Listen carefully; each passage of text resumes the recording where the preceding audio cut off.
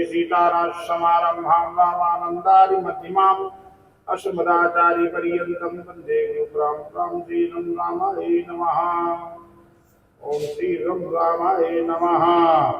अब आप उसको लीजिए आगे अर्पण कराया श्रीमन नारायण श्री चरणों। आप माला अर्पण करके भगवान को दिखा करके आप लोग उस माला धारण करें। ओम हरि ओम माल्यादीन सुगंधीन माल्यादीन सुगंधि मया हितान पुष्पानि पूजार्थं प्रतीहितां पुष्प पुष्पमालां समर्पयामि सदा शिवाय नमः। आपको पहनाइए। अरे आप पहले पहनाओ, पहले आप पहनाइए। ओम नमो नारायण श्रीमन्नारायण श्री चरणों सुनपदे श्रीमती नारायण नमो नमः। अखंड सौभाग्यवती मस्ते बलमस्ते धर्मस्ते पुत्रमस्ते ऊंचा। ओम नमो नारायण श्रीमन्नारायण श्री चरणों सुनपदे श्रीमती नारायण नमो नमः। ईश्वर मस्तु कल्याण मस्तु दीर्घ आयु भवः। अपना दिखा करके और माला अपने आप अर्पण कर लीजिए। माँ भगवती आपके सद्बुद्धि सविचार शिष्टाचार आपके अंदर कण में भरे हमेशा। चलिए अब दूसरा आपका जो है पितृ ऋण में देव ऋण से मुक्ति हो गया सभी अपने पितृ पूर्वज से। अब पितृ ऋण से मुक्ति कराना है। पितृ ऋण क्या है? मनुष्य के जीवन में पितृ ऋण भी एक बहुत बड़ा ऋण होता है। पितृ ऋण से वंचित रह गया तो उसको कभी भी साकेत स्वर्ग वैकुंठ प्राप्त नहीं होता। पिता कहते थे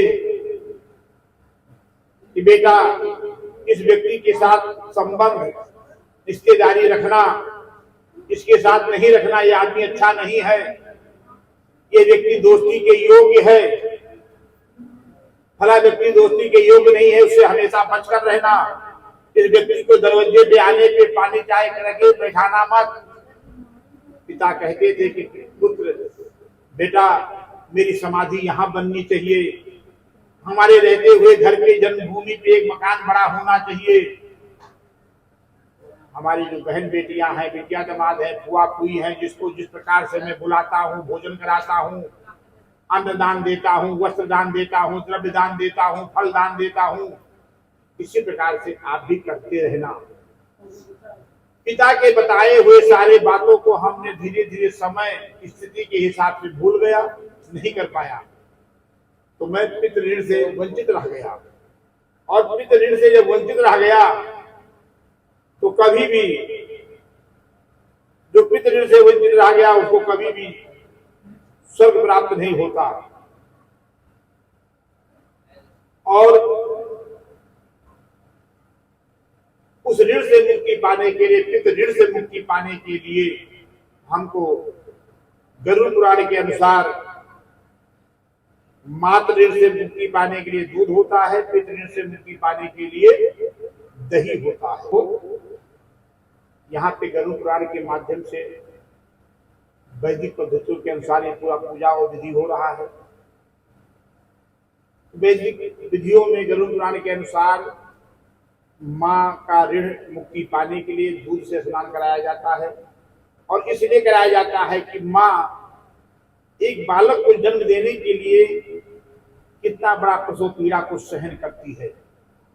रात की रात निद्रा नहीं आती, दिन में चैन नहीं मिलता है, बेचैन रहती है, भोजन नहीं कर पाती है, घबराहट होता है, बेचैनी होता है। एक यही आस होता है कि ये बालक जन्म लेगा और जन्म लेने के बाद अंतिम समय में मेरी सेवा करेगा, मेरा अंतिम सांस इसके गोदी में निकलेगा। इसी आस में माँ इतना बड़ा प्रसव पीड़ा को सहन करती है। सहन करते करते जब बालक को जन्म देती है और जन्म देने के बाद माघ का महीना है, ठंडी पड़ रही है, और वही बालक कभी कभी बिस्तर पे मलमूत्र कर देता है। माँ अपना स्वयं मलमूत्र में लेट जाती है, बालक को पेट में सुला करके 5 साल तक बड़ा करती है। ऐसे बालक को बड़ा करने के बाद जिस समय माँ की सेवा का समय आया और वो बालक पेट से गिर करके सर्प काट या नदी में डूब गया, एक्सीडेंट हुआ, बिजली लगने से मरा, जहर खा के मरा, फांसी लगा के मरा, या आग लगा के मर गया, या वो बालक जन्म लेने के बाद मरा, या पेट में ही जन्म मर गया, जिसकी आत्मा प्रेत योनि, ब्रह्म योनि, भूत योनि, पिशाचिनी योनि, जिन योनि में वर्षों से वास कर रही है,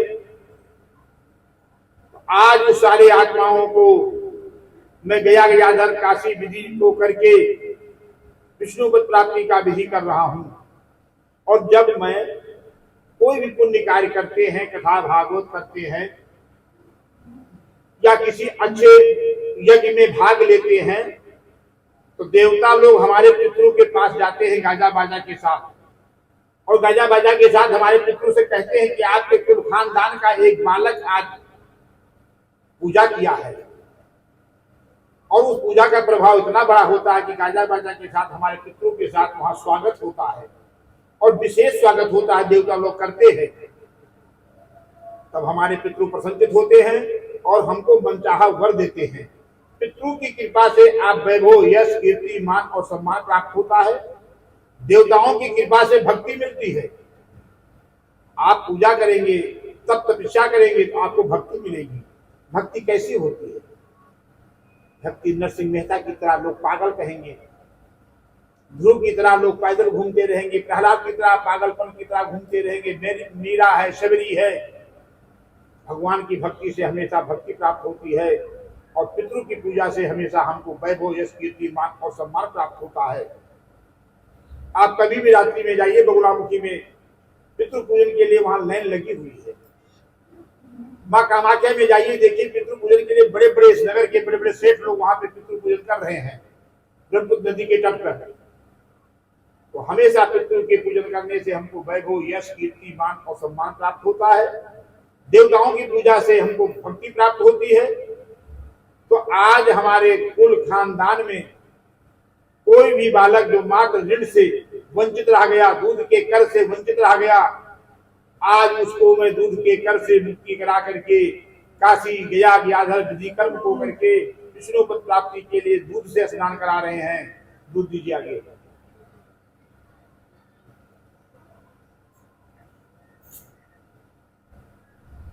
पांच चम्मच बीच में, दोनों आदमी। आप बोलेंगे तस्मे सुधा, आप तस्से सुधा बीच में चढ़ाइए। ओम हरि ओम वैभ्याम पयो खदी पयो दिव्य दिशा संतुहम्यम। ओम पितृभ्यो नमः, हर पितृभ्यो नमः और पितृभ्यो नमः। दादा परदादा विदादा तस्मे सुधा, तस्मे सुधा, तस्मे सुधा, तस्मे सुधा। दादी परदादी विदादी तस्से सुधा, तस्से सुधा, तस्से सुधा।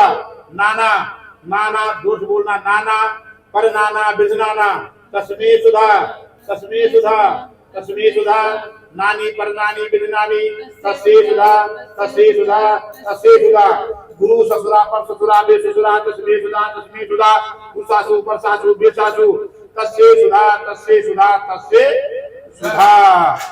अब ये जो है आप उनको दे दीजिए। दादा कलश पे दिखा के 5 चम्मच थाली में गिराना। कलश के ऊपर कोई वस्तु गिरना नहीं चाहिए, दिखा के थाली में गिराइए, ठीक है? हाँ। ओम वैभ्याम पयो खदी पयो दिव्य दिशा संतुहम्यम। पय स्नान आने वाला।